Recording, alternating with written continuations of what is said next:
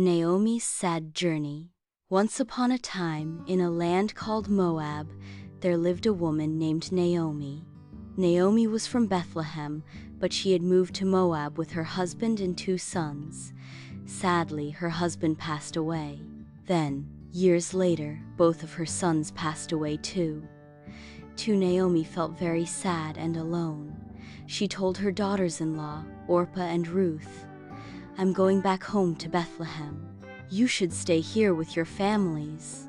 Orpah said goodbye, but Ruth hugged Naomi tight and said something very special. "Don't make me leave you. Where you go, I'll go. Where you live, I'll live. Your people will be my people, and your God will be my God." Wow! Ruth chose to stay with Naomi and take care of her, even though it meant moving to a new place. That's real love and kindness.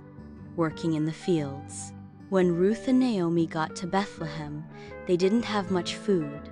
So Ruth went to a field to pick up leftover grain. This was called gleaning, and it helped poor people get food. She just happened to be working in a field owned by a kind man named Boaz.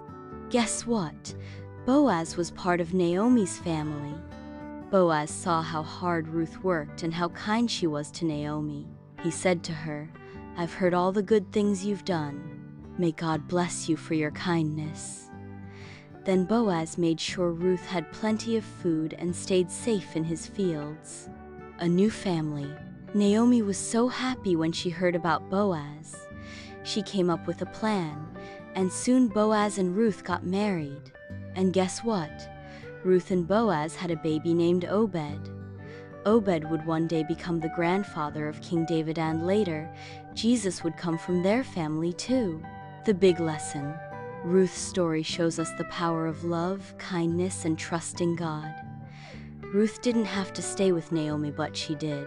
She worked hard, loved deeply, and God gave her a beautiful future. Even when things seem sad or scary, God can turn our story into something beautiful.